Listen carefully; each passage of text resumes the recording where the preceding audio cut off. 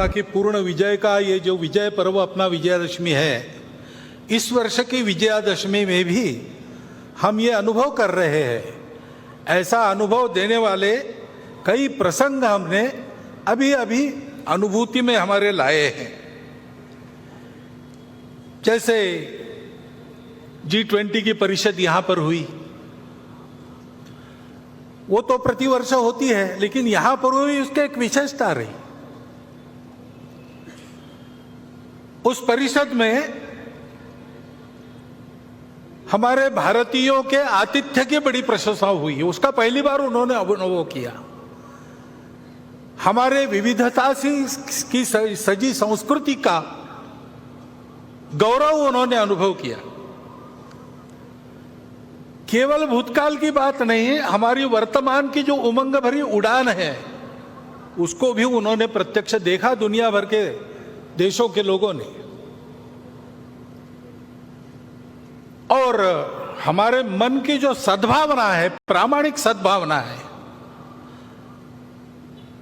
African union को सदस्य बनाने में पहले ही दिन परिषद का घोषणा पत्र एक मत से कराने में,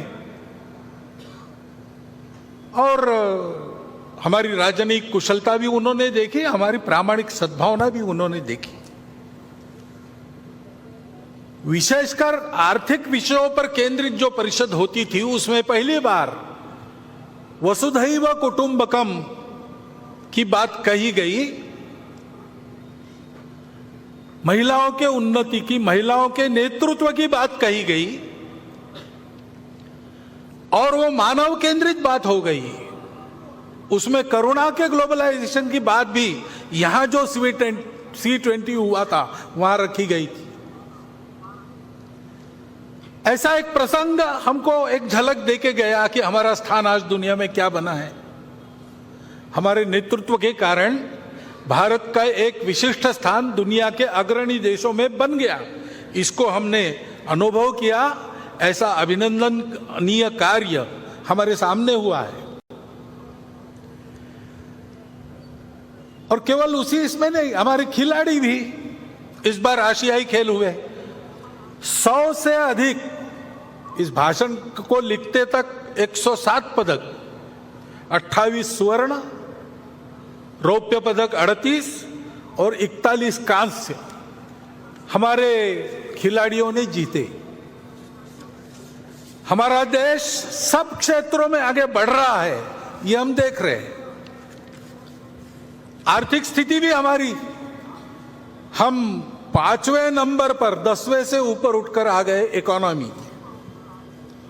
डिजिटल टेक्नोलॉजी का हमने उपयोग किया गरीबों के कल्याण में, सारी योजनाएं नीचे तक पहुंची, उसके लाभ, ये सारी बातें हमने की। स्टार्टअप्स की क्रांति जैसे हो गई सभी क्षेत्रों में, केवल टेक्नोलॉजी में नहीं, कृषि हो, स्पेस हो, डिफेंस हो, सर्वत्र यह प्रगति हमने देखी है। और इसलिए हमको बड़ा आनंद लगता है कि हाँ आगे बढ़ रहे, और केवल भौतिक बातों में नहीं, राष्ट्र का पुरुषार्थ उस राष्ट्र की अपनी धरोहर के आधार पर अपने वैश्विक प्रयोजन के सिद्ध करने वाले आदर्शों के आधार पर होती है। उनको हम देखते, उनका अनुकरण करते, तब आगे बढ़ते। हमारे संविधान के पृष्ठ पर जिनका चित्र है वो हमारे राष्ट्रीय आदर्श भगवान राम, उनके बाल स्वरूप का रामलला का मंदिर अयोध्या में बनने जा रहा है। अपने मंदिर में रामलला प्रवेश करने वाले हैं 22 जनवरी को। यह प्रसंग हम देखने वाले हैं। उसमें सब लोग तो आ नहीं सकेंगे, सुरक्षा की बात रहेगी, वहां के व्यवस्थाओं की बात रहेगी।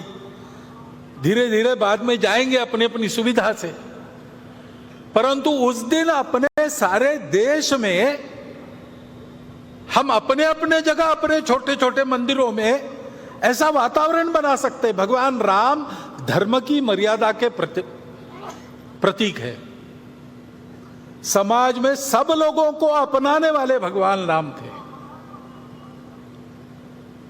भगवान राम करुणा के प्रतीक है।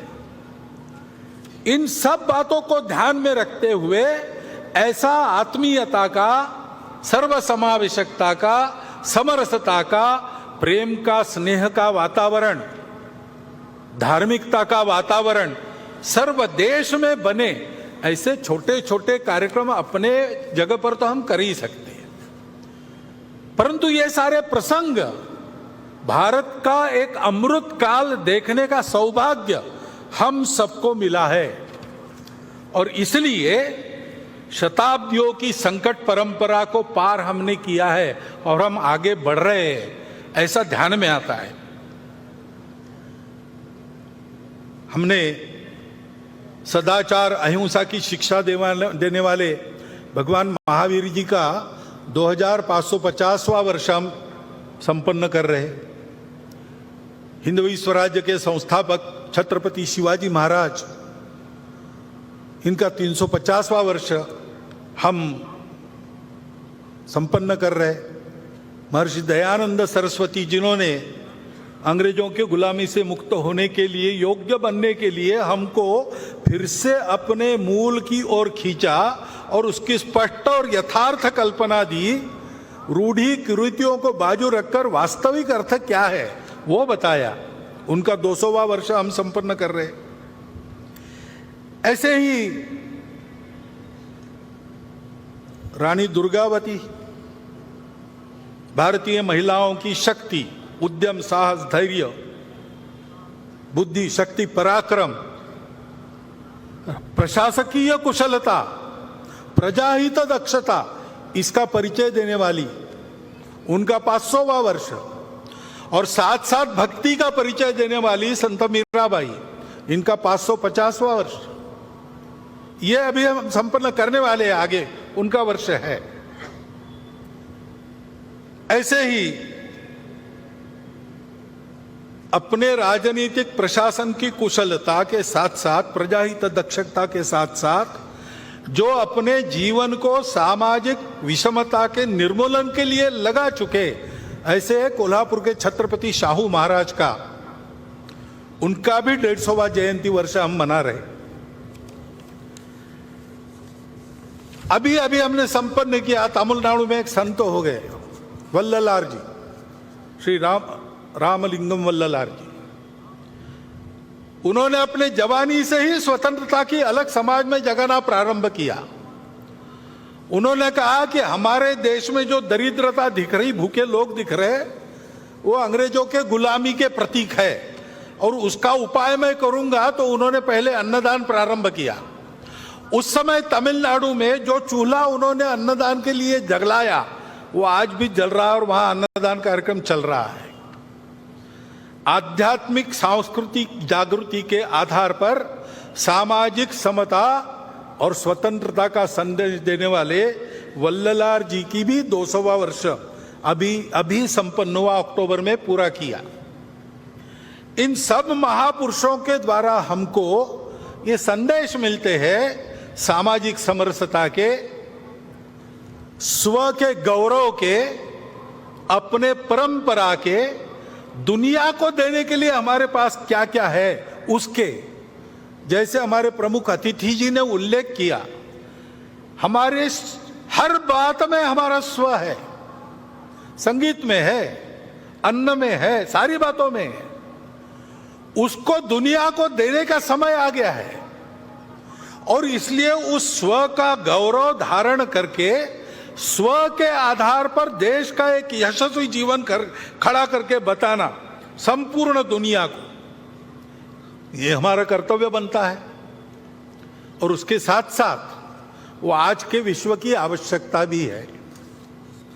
आज का विश्व 2000 साल सुख की खोज में अनेक प्रकार के प्रयोग करके थक गया और वो कहता है कि हमको रास्ता चाहिए, क्योंकि विश्व में अनेक समस्याएं जिनका हल उनको नहीं मिला। स्वार्थ और कट्टरपन के चलते कलह चलते हैं, उसका कोई हल नहीं दिख रहा। विश्व ने प्रयास किया सबको एक रंग में घोलने का, सब में यूनिफॉर्मिटी लाने का, एकरूपता लाने का, वो यशस्वी हो नहीं सकता।